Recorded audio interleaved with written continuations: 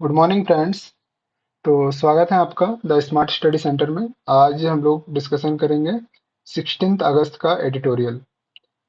तो पहला live minutes में एक आया था कि इसका टाइटल था जो सेक्सुअल वायलेंस का थ्रेट जो है वो महिलाओं को वर्किंग या वर्क प्लेस में जाने के लिए डिस्करेज कर रही है। तो इसमें कॉन्टेक्स्ट वही था कि किस प्रकार से जो सेक्सुअल वायलेंस का थ्रेट है वो डिस्करेज कर रहे हैं महिलाओं को काम करने से। लेबर फोर्स पार्टिसिपेशन जो फीमेल का है उसको कम करने में कंट्रीब्यूट कर रही है।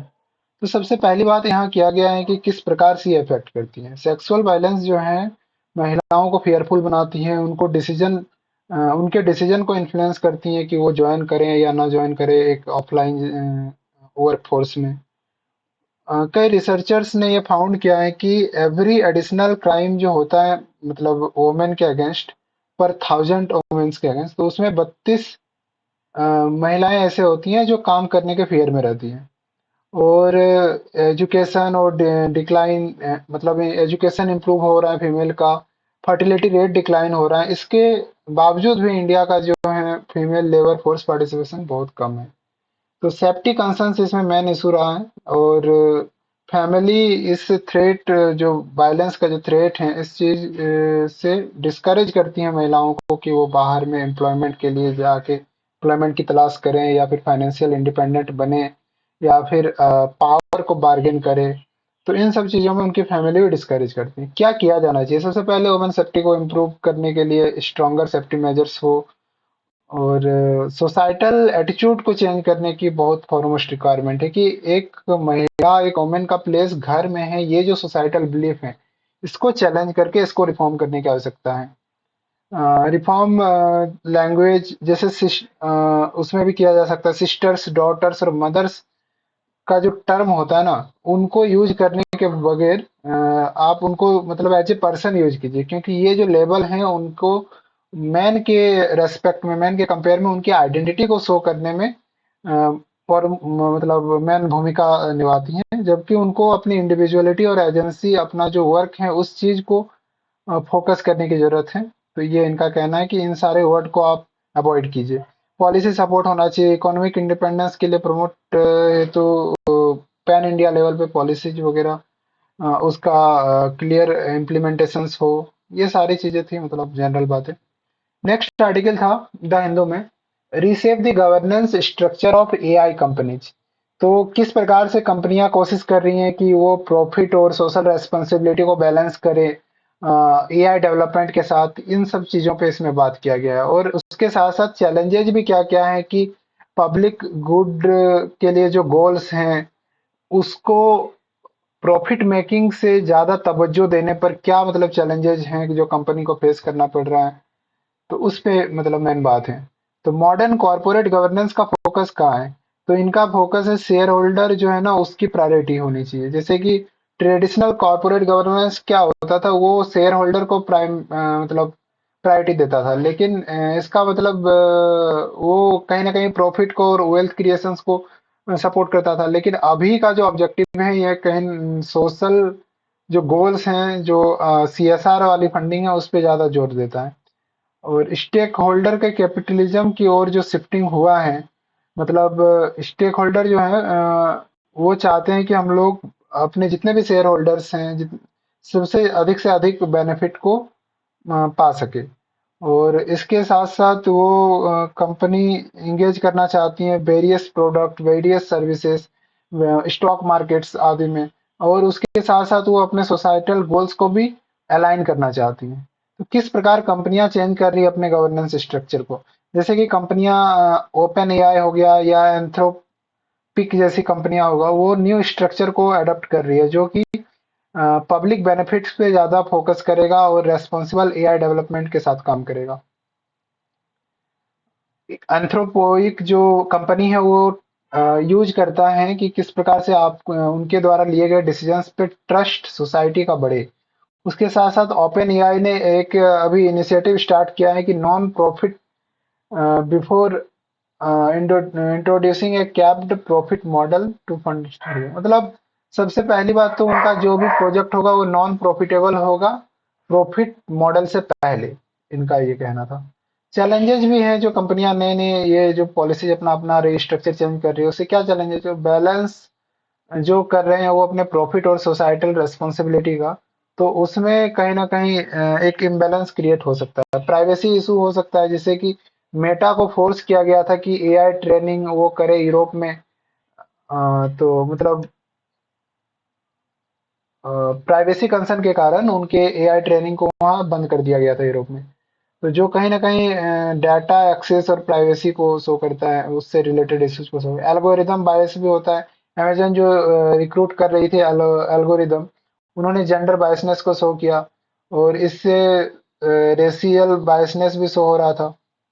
गवर्नेंस का भी कॉन्फ्लिक्ट है। ओपन एआई का गवर्नेंस का क्राइसिस हम लोग देख पाते हैं एक एग्जांपल के रूप में, जहाँ पर उसका जो बोर्ड था, बोर्ड ऑफ डायरेक्टर्स, उसने अपने सीईओ सैम अल्टमैन को मतलब फायर कर दिया। क्यों? क्योंकि वो डिफिकल्टी पा रहे थे मेंटेन करने में इथिकल कंसर्न और कमर्शियल इंटरेस्ट को बैलेंस करने में। तो इन दो इथिकल कंसर्न और कमर्शियल इंटरेस्ट को बैलेंस करने में अगर वो डिफिकल्टी पा रहे थे, तो इसी के कारण उनके सीईओ को फायर कर दिया गया। तो ये कहीं ना कहीं गवर्नेंस का क्राइसिस है। पब्लिक बेनिफिट मॉडल्स का सस्टेनेबिलिटी कहीं ना कहीं ये हैम्पर हो सकता है कंपनियों के इस मॉडल पे। क्या होना चाहिए वे फॉरवर्ड? तो अकाउंटेबिलिटी मेजर्स जो है, independent board, social benefit goals, इसको और स्ट्रॉन्ग और स्ट्रेंथन किया जाना चाहिए। पॉलिसी मेकर्स को जरूरत है कि वो एआई कंपनियों को रेगुलेट करने के लिए लॉन्ग टर्म कोई एक कोड या रूल्स रेगुलेशंस को कंप्लायंस करे, और उसके साथ साथ जो इसका बेटर अनुपालन करे, कंप्लायंस करे, उनको इंसेंटिवाइज करे और उस कंपनी के एडिशनल कॉस्ट को रिड्यूस करे। इथिकल स्टैंडर्ड्स, रेगुलेटरी फ्रेमवर्क, ये सारी चीज बनाई जानी चाहिए। फ्रेमिंग द फ्यूचर, ये एक आर्टिकल था इंडियन एक्सप्रेस में। पीएम मोदी का जो इंडिपेंडेंस डे स्पीच था, यूनिफॉर्म सिविल कोड और one nation one election matter for India's future, तो इन सब कॉन्टेक्स्ट में ये आर्टिकल लिखा गया है। सबसे पहली बात तो हम लोग ये देख रहे हैं कि प्राइम मिनिस्टर के स्पीच का क्या हाईलाइट था। उन्होंने बोला कि हमारे गवर्नेंस में ट्रांसफॉर्मेटिव चेंज हुआ है, और ये कहीं ना कहीं डिपेंडिंग अप्रोच से प्रोएक्टिव अप्रोच की ओर ट्रांसफर हुई है। और जो अनफ्रीडम का पॉलिटिक्स है वो चीज खत्म हुआ है, जैसे कि गवर्नमेंट यूज कर रही है टेक्नोलॉजी, डायरेक्ट बेनिफिट ट्रांसफर, इन सब चीज के माध्यम से वेलफेयर स्कीम्स और ज्यादा एक्सेसिबल हो गए हैं, फेयर हो चुके हैं, ट्रांसपेरेंट हो चुके हैं। जहाँ जिसके कारण मार्जिनलाइज जो कम्युनिटीज हैं उसमें, स्पेशली पुअर, दलित, उसके माध्यम से मिलियंस ऑफ पीपल को पॉवर्टी से बाहर निकाला गया, ऐसा मतलब स्पीच के अकॉर्डिंग कहा गया है। इकोनॉमिक रिफॉर्म्स भी हुआ है, जहां पर बिजनेस फ्रीडम बढ़ा है, इकोनॉमिक फ्रीडम बढ़ा है। ग्लोबल इकोनॉमिक चैलेंजेस के बावजूद भी इंडिया का इकोनॉमी बहुत स्ट्रांग और रिजिलियंट रहा। एटीट्यूड और एम्बिशंस में भी चेंज हो रहा है। इंडिया का यूथ अभी मोर कॉन्फिडेंट हो रहा है, एम्बिशियस हो रहा है, जो एक बड़े और बोल्ड गोल के मतलब लिए एम कर रहा है, छोटे गोल की अपेक्षा। उसके बाद सोशलिस्ट जो व्यूज हैं उसके उससे ये ट्रांसफॉर्मेशन अभी वेल्थ क्रिएटर और जॉब प्रोवाइडर्स के आइडियोलॉजी की ओर ट्रांसफॉर्मेशन हो रहा है, जहाँ पर एक नया जोर IPO, venture capital, angel investors, इन सब मतलब सेक्टर में हो रहा है।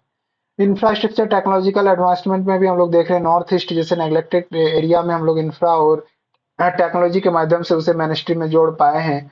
और इंडिया का जो डिजिटल इंफ्रास्ट्रक्चर में लीडरशिप है, वो कहीं ना कहीं फाइनेंशियल इंक्लूजन, सर्विस का एक्सेस और एजुकेशन को ग्रेटली इनहेंस किया है among the people of India. उसके साथ साथ emerging technology, sustainability, green hydrogen mission, climate change, इन सब चीज पे बात हुआ। फिर दो चीज पे बात अभी प्राइम मिनिस्टर ने किया है, यूनिफॉर्म सिविल कोड और one nation one election.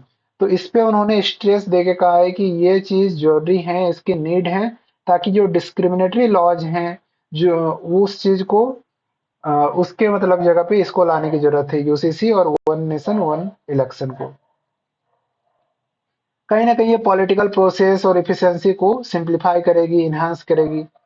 Civilisational pride और फ्यूचर एस्पिरेशंस के बारे में भी उन्होंने कहा कि इंडिया ने जिस प्रकार से अपने हिस्ट्री से और एंशियंट स्पिरिट को रिवाइवल किया है, वो वो मतलब बेशक उसका सेलिब्रेशन आज 78th इंडिपेंडेंस डे में मना रहे हैं हम लोग, और उसके साथ साथ मेक इन इंडिया के माध्यम से भी इंडिया स्पेस लीडर बनने की एक महत्वाकांक्षा रखता है। ये सारी चीजें बातें थी। नेक्स्ट आर्टिकल था challenges faced by regional rural banks. तो ये आर्टिकल आपका इकोनॉमी सेक्शन जीएस 3 में रिलेटेड हो रहा है, मोबिलाइजेशन ऑफ रिसोर्सेस में जाएगा। ये आया था बिजनेस स्टैंडर्ड में। तो इसका बेसिकली वही कॉन्टेक्स्ट था, डिजिटल डिफिसिट जो हो रहा है, regional rural banks are losing ground to commercial banks and tech challenges. तो उसमें मतलब क्या चैलेंजेस हैं, क्या उसका उपाय होना चाहिए, इस पे बातें थी। चैलेंजेस क्या है? सबसे पहली बात तो आउटडेटेड टेक्नोलॉजी है उनका। डिजिटल सर्विसेज में वो लैग कर रहे हैं। वो जिसके कारण उन्हें प्राइवेट और स्मॉल फाइनेंस बैंक से compete करने में बहुत डिफिकल्टी हो रही है। सेकेंड चीज था, इंफ्रास्ट्रक्चर उनका बहुत पुअर है। आप वहाँ देखिए बेसिक फैसिलिटीज का भी लैकिंग्स होगा। वेस्टर्न यूपी में जो भी ब्रांचेज मिलेंगे आपको रीजनल रूरल बैंक्स के, उसमें सिक्योरिटी गार्ड्स नहीं है, मेंटेनेंस कैश रूम्स नहीं है, इनएडिक्वेट एयर कंडीशनिंग है। ये सारे इंफ्रास्ट्रक्चर कहीं ना कहीं उनको चैलेंजिंग फेस कराते हैं। थर्ड था slow service delivery. Service delivery बहुत स्लो है। एटीएम कार्ड्स हो गया, चेक बुक्स, ये सारे जो क्विक सर्विसेज है ये भी बहुत स्लो है, कस्टमर्स बहुत देर से पाते हैं। आरआरबी स्ट्रगल करते हैं इन सब चीजों को बहुत ही क्विकली प्रोवाइड करने में। तो इन सब चीजों में कस्टमर डिससेटिस्फिकेशन होता है और वो माइग्रेट कर जाते हैं दूसरे बैंकों की तरफ। फाइनेंशियल स्ट्रगल्स भी आप देख सकते हैं, कैपिटल इन्फ्लूजन इतना ज्यादा हुआ है अभी फाइनेंशियल ईयर 2020 और 2022 और 23 में लगभग 11,000 करोड़ का कैपिटल इन्फ्यूजन हुआ है, जो कि लास्ट जब से ये बना है आपका 1975 के बाद से रीजनल रूरल बैंक, तब से जितना इसको फाइनेंस किया गया लगभग 21-22 हजार करोड़। तो उससे ज्यादा मतलब अभी 2 साल में कर दिया गया। तो उसके बावजूद भी यहाँ पर फाइनेंस का इशू चल रहा है। तो सबसे पहली बात तो ये हम लोग देख लिए चैलेंजेस, लेकिन अब देखना है इम्पोर्टेंस क्या है आरआरबी का। आरआरबी का फाउंडेशन का पर्पस क्या था कि क्रेडिट फैसिलिटी देंगे रूरल एरिया पे, लोकल फैमिलियरिटी को बढ़ावा देंगे और उसमें कॉमर्शियल प्रोफेशनलिज्म जो है, कॉमर्शियल और स्टार्टअप कल्चर को बढ़ावा देने के लिए काम करेंगे। वाइड रीच होगा, क्योंकि आरआरबी जो अभी तक 2023 का रिपोर्ट अगर देखें तो 305 मिलियन डिपॉजिट अकाउंट्स के साथ और 29 मिलियन लोन अकाउंट्स के साथ अभी जो हैं ये बहुत मतलब वाइडर एक्सेस के साथ हैं। और उसमें 92% आरआरबी का जो ब्रांच है ना, वो रीजनल रूरल और सेमी अर्बन एरियाज में ही है। और ये गवर्नमेंट स्कीम्स को भी सपोर्ट करते हैं। आरआरबी प्ले करते हैं क्रूशियल रोल गवर्नमेंट स्कीम्स को एक्सपेंड करने में, उन्हें जॉब गारंटी स्कीम्स प्रोवाइड करने में, पेंशंस देने में, वेजेज को डिस्ट्रीब्यूट करने में, इन सारी चीजों में रूरल इकोनॉमी के लिए वाइटल है, क्योंकि एग्रीकल्चर और रूरल फाइनेंस को ये सपोर्ट करता है। अब बात है कि अभी जैसे एक डाटा आया था, टोटल 43 आरआरबी जो हैं उसमें से 31 आरआरबी हैं जिसमें मोबाइल बैंकिंग लाइसेंस मतलब उपलब्ध है, मात्र 31 में ही है। 17 आरआरबी ऐसे हैं जिन्होंने इंटरनेट बैंकिंग लाइसेंस लिया है। 26 आरआरबी है जिसने भीम यूपीआई से मतलब अपने आप को ऑनबोर्ड किया है। तो ये सारी चीजें हैं। अब बात है कि क्या किया जाना चाहिए आरआरबी को मतलब इम्प्रूव करने के लिए। कैपिटल इन्फ्यूजन और बढ़ाया जाए, टेक्नोलॉजी को अपग्रेड किया जाए, जैसे कि पंजाब नेशनल बैंक आपका हो गया, ये सारे जो भी स्पॉन्सर बैंक होते हैं आरआरबी के, उनके माध्यम से किया जाए ताकि उनका कॉस्ट भी रिड्यूस हो जाए टेक्नोलॉजी वेंडर्स के साथ शेयर करने के साथ। अगर वो टेक्नोलॉजी का प्रोक्योरमेंट करेंगे और वो शेयरिंग में करेंगे तो जाहिर सी बात है कॉस्ट रिड्यूस होगा। और शेयरिंग कौन करेगा? स्पॉन्सर बैंक ही कर सकते हैं बेहतर तरीके से। पॉलिसी इन्हांसमेंट किया जाए, तो मुद्रा योजना जो हो गया, टारगेट कर रहे हैं एमएसएमई एंटरप्राइजेज, एमएसएमई एंटरप्रेन्योर्स को। तो इन सारे सेक्टर से रिलेटेड जो भी पॉलिसी है उसको आरआरबी के साथ इंटीग्रेट करने की आवश्यकता है। सब और एक यहाँ पर क्वेश्चन था कि आरआरबी को अगर स्पॉन्सर बैंक के साथ मर्ज किया जाए या ना किया जाए, तो इसके लिए क्या आर्ग्यूमेंट्स इन फेवर हैं और इसके अगेंस्ट है। तो अगेंस्ट में ये है कि देखिए आरआरबी आप बनाए क्यों थे? आरआरबी बनाए थे एग्रीकल्चर के लिए, एग्रीकल्चर पे फोकस करने के लिए, रूरल फाइनेंस को बढ़ाने के लिए। अगर आप उसको फिर मर्ज कर दीजिएगा तो उनका जो गोल है वो शिफ्ट हो जाएगा, रूरल एरियाज से कमर्शियल इंटरेस्ट की ओर शिफ्ट हो जाएगा।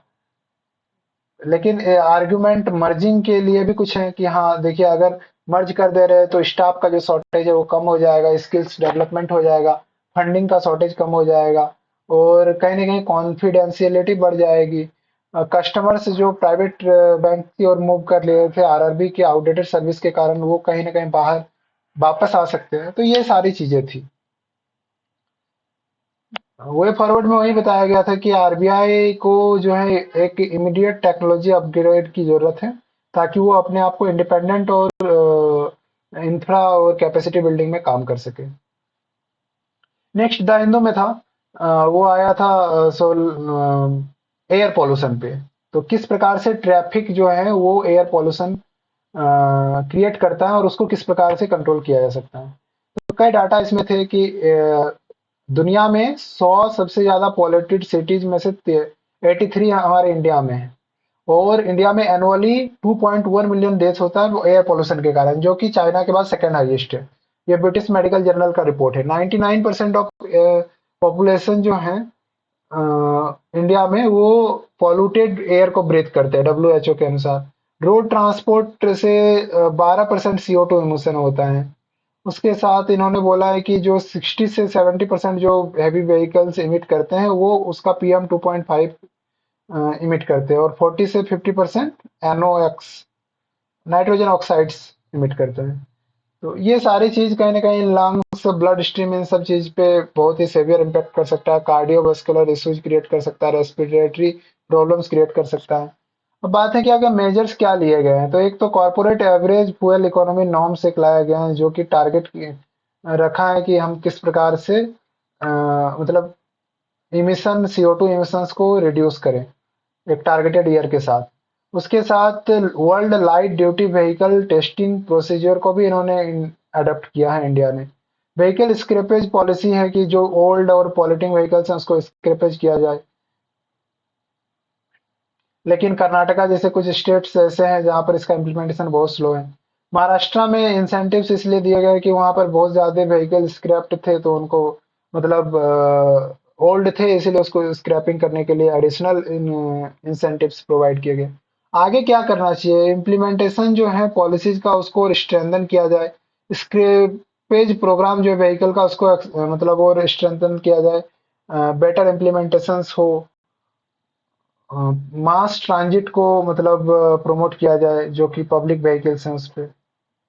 नेक्स्ट आर्टिकल था बिजनेस स्टैंडर्ड का, किस प्रकार से चाइना का एफडीआई इंडिया के मैन्युफैक्चरिंग सेक्टर में और इंडिया की इकोनॉमी को इम्पैक्ट कर सकता है। तो GS3 में ये इकोनॉमी सेक्शन से रिलेट होगा। अ, तो ये आर्टिकल यहाँ डायरेक्टली रिलेट हो रहा है। अब क्वेश्चन यहाँ है कि किस प्रकार से चाइना का जो एफडीआई है वो मतलब इंडिया के मैन्युफैक्चरिंग के लिए बेनिफिट क्रिएट कर सकता है, या फिर एक्सपोर्ट, इंपोर्ट और ग्लोबल वैल्यू चेन्स के लिए क्या इम्पैक्ट होगा। तो सबसे पहली बात, मैन्युफैक्चरिंग सेक्टर देखें तो मैन्युफैक्चर का जो सोलर मॉड्यूल्स है इंडिया में वो 40% ज्यादा मतलब एक्सपेंसिव है चाइना से। क्यों महंगा है? क्योंकि इसलिए महंगा नहीं है क्योंकि यहाँ पर उसका जो मटेरियल्स हैं वो सारा चीज प्रोडक्शन प्रोसेस ज्यादा एक्सपेंसिव हो जाता है। यहाँ रीजन ये है कि यहाँ आपका जो इनपुट कॉस्ट है, इनपुट्स में उसमें कॉस्ट बहुत हो जाता है, और अफोर्डेबल लैंड और कैपिटल का अवेलेबिलिटी नहीं हो पाता है। दैट्स वाई यहाँ पर मैन्युफैक्चर्ड प्रोडक्ट चाइना की तुलना एक्सपेंसिव हो जाता है। एक्सपोर्ट्स के मामले में अगर हम लोग देखें तो चाइना इकोनॉमिक सर्वे 2024 का ये कहना है कि चाइना का जो एफडीआई होगा आएगा इंडिया में, वो इंडिया के मैन्युफैक्चरिंग सेक्टर को बूस्ट करेगा, एक्सपोर्ट को भी बूस्ट करेगा। लेकिन ये चैलेंजिंग भी हो सकता है, क्योंकि अभी यूनाइटेड स्टेट ने रिसेंटली टैरिफ को हाई कर लिया था सोलर, उन सारे सोलर पैनल्स पे जो चाइना के फर्म से मतलब बाहर एक्सपोर्ट किए जा रहे थे। और ये कई सारे कंट्रीज में हुआ था, टैरिफ हाई हो चुका था। तो अब चाइना के फर्म आके इंडिया में उसका प्रोडक्शन करेंगे तो उसका भी सिमिलर सिचुएशंस हो सकता है। इंपोर्ट के मामले में भी बात एक, इसका इम्पैक्ट क्या होगा, तो इंडिया अभी टोटल इंडस्ट्रियल गुड्स का 30% चाइना से इंपोर्ट करता है, और उसमें इलेक्ट्रॉनिक्स मशीनरी भी इंक्लूडेड है। अब इंडिया जो है डोमेस्टिक प्रोडक्शन पे भी जोर दे रहा है, लेकिन फिर भी इंपोर्ट जो उसका चाइना से हो रहा है, उसके साथ साथ चाइनीज फर्म जो यहाँ आके इन्वेस्ट करेगी, एफडीआई लगाएगी, वो कहीं ना कहीं अपना इनपुट्स, अपना जो रॉ मटेरियल्स है वो कॉस्ट इफेक्टिव देखेगी, वो जितना सस्ता है वहां देखेगी, और वो सस्ता वाला प्रोडक्ट इनपुट्स उनको अपने चाइना से ही मिलेगा। तो कहीं ना कहीं वो इम्पोर्ट वाला कंपोनेंट्स इंडिया से चाइना से इंडिया की ओर घटेगा नहीं, बल्कि और बढ़ सकता है। ग्रॉस वैल्यू चेन में इंटीग्रेशन का इश्यूज है, क्योंकि आपके पास फ्री ट्रेड एग्रीमेंट आसियान के साथ है, जापान के साथ है, साउथ कोरिया के साथ है। लेकिन फिर भी इंडिया को स्ट्रगल करना पड़ेगा ग्लोबल वैल्यू चेन्स के साथ इंटीग्रेट करने में। एक्सपीरियंस जो आप नाइबरिंग कंट्रीज का आप देखिएगा, जैसे आसियान कंट्रीज वो अपना इंपोर्ट्स चाइना के साथ बढ़ा रहे हैं, और अगर कोई भी चाइनीज कंपनी उन्हीं के देश में आसियान कंट्रीज में आके प्रोडक्शन कर रही है तो उसका एक्सपोर्ट कम हो जा रहा है, उसका ऑर्डर कम हो जा रहा है। जैसे एक एग्जांपल था कि एक चाइना का इलेक्ट्रिक व्हीकल कंपनी थाईलैंड में आकर अपना प्रोडक्शन कर रही थी, तो वो फिर क्या हुआ ना, उनका एक्सपोर्ट का ऑर्डर 40% ड्रॉप हो गया। तो इसका इम्पैक्ट इंडिया में भी हो सकता है, क्योंकि इंडिया में अब वो कंपनियां आएगी, उसको भी सिमिलर से मतलब इश्यूज को फेस करना पड़ेगा कि हाँ, आपका मतलब ग्लोबल डिमांड कम हो जाएगा। जियो पॉलिटिकल स्ट्रेटजी क्या हो सकता है, तो इंडिया जो है यूएस के साथ काम कर रहा है और बाकी अनदर पार्टनर्स के साथ काम कर रहा है, ताकि वो अपना चाइना के ऊपर जो डिपेंडेंस है सप्लाई चेन का, उसको कम कर सके। और इंडो पैसिफिक इकोनॉमिक फ्रेमवर्क की और इंडिया सब मतलब अलग एक स्ट्रेटजिक पॉलिसी अपना रहा है, सप्लाई चेन रेजिलियंस इनिशिएटिव को अपना रहा है। तो इन सब चीज के कारण वो चाइना के एफडीआई को एक तरफ पूरा अगर अलाउ भी कर दे, तो इन सारे जो इंडिया का इफेक्ट्स हो रहा है, आईपीईएफ का हो, सप्लाई चेन रेजिलियंस, ये सब एफर्ट्स को कहीं ना कहीं अंडरमाइन कर देगा। क्योंकि एक तरफ आप चाइना के एफडीआई को अलाउ कर रहे हैं, दूसरी तरफ आप चाइना पे इंपोर्ट का जो डिपेंडेंसी है उसको आप रिड्यूस करना चाह रहे हैं, तो कहीं ना कहीं ये कॉन्ट्राडिक्टरी लग रहा है। दूसरी बात आगे यहाँ किया गया था कि क्या होना चाहिए आगे, तो आप स्ट्रक्चरल चेंज पे काम कीजिए, बिजनेस कॉस्ट को रिड्यूस कीजिए, इंफ्रास्ट्रक्चर को इम्प्रूव कीजिए, और ईज ऑफ डूइंग बिजनेस जो है स्टार्ट टू फिनिश, मतलब कोई भी कंपनी का या फिर फैक्ट्री का जो स्टार्टिंग से फिनिश तक का जो भी ईज ऑफ डूइंग बिजनेस है उसको स्ट्रीमलाइन कीजिए। पॉलिसी रिकमेंडेशन इन्होंने बोला था एक कंसिस्टेंट और क्लियर पॉलिसी बनाइए चाइना के ऊपर, जो कि इंडिया के long term strategy, security, economic और ट्रेड मैटर्स को मतलब आउटलाइन करे, उसको फोकस करे। नेक्स्ट आर्टिकल इंडियन एक्सप्रेस का था कि इंडिया के बैंकिंग में डिपॉजिट का क्रंचिंग हो रहा है, मतलब डिपॉजिट का एक शॉर्टेज हो रहा है। कैसे हो रहा है, तो सबसे पहली बात कि इन्होंने बोला बैंकिंग सेक्टर को अभी क्या क्या चुनौतियों का सामना करना पड़ रहा है। सबसे पहला तो, और जो चुनौतियां हैं यानी कि डिपॉजिट शॉर्टेज का, वो क्यों है, तो इनका पहला था कि कंपटीशन बहुत बढ़ गया है, और ये कंपटीशन जो जैसे बढ़ रहा है नॉन ट्रेडिशनल फाइनेंशियल बैरियर्स के रूप में, मतलब उनको बैंक को फेस करना पड़ रहा है। टेक्नोलॉजिकल एडवांसमेंट भी मतलब सारे बैंक में उस लेवल पर नहीं हो पाए, जो बैंक अच्छा टेक्निकल एडवांसमेंट कर पा रहे हैं वो आगे निकल जा रहे हैं। डीरेगुलेशंस भी हैं, कई बार आरबीआई या गवर्नमेंट रेगुलेशंस को ईज कर देती है, जिसके कारण उनका कॉम्पिटिटिव प्रेशर और बढ़ जाता है। अब जो हमारा जब डिपॉजिटर है, जो सेवर है, उसका प्रेफरेंसेस दूसरी तरफ जा रहा है, क्योंकि इंडिया के सेवर्स को बहुत लो रिटर्न मिल रहा है बैंक डिपॉजिट पे, क्योंकि आपका जितना डिपॉजिट पे इंटरेस्ट रेट है उससे ज्यादा इन्फ्लेशन रेट है, जो कहीं ना कहीं डिपॉजिटर के लिए नुकसानदायक है। इसीलिए वो बेटर इंटरेस्ट रेट की वो तलाश करते हैं, जो स्टॉक मार्केट वगैरह और जहां पर बेटर इंटरेस्ट रेट मिल रहा है उसकी ओर वो शिफ्ट हो रहे हैं। तो ये बैंकों के मतलब इंटरेस्ट मार्जिन को चैलेंज कर रहा है। अब बात है कि इसका इकोनॉमिक इम्प्लीकेशंस क्या होगा, जो डिपॉजिट क्रंच है उसका इकोनॉमिक इम्प्लीकेशंस क्या है। पहली बात तो जो कोर डिपॉजिट्स होता है बैंकों में, वो बहुत ही क्रूशियल होता है। क्यों, क्योंकि एक स्टेबल फंडिंग बेस के रूप में काम करता है, और मार्केट में जो भी फ्लक्चुएशंस होता है रेट का उसको बैलेंस करता है। अगर ये कोर डिपॉजिट्स कम हो जाए तो बैंक बैंक रन की स्थिति में हो जाएगा। फिर इसको अपना जो मतलब सोर्स ऑफ फंडिंग है वो बहुत एक्सपेंसिव हो जाएगा, चाहे वो आरबीआई से उधार ले या फिर गवर्नमेंट सिक्योरिटीज कुछ भी हो, और जो उनके प्रॉफिट मार्जिन को इम्पैक्ट करेगा। डिपॉजिट में जो शॉर्टेज होगा वो पूरे इकोनॉमी को as a whole wider aspect में अफेक्ट कर सकता है। क्यों, क्योंकि अगर बैंक को मतलब डिपॉजिट कम हो जाएगा तो वो लोन देने की उनकी कैपेसिटी, एबिलिटी और उनकी विल पावर भी घट जाएगी ना, क्योंकि लिक्विडिटी क्राइसिस होने की संभावना रहेगी।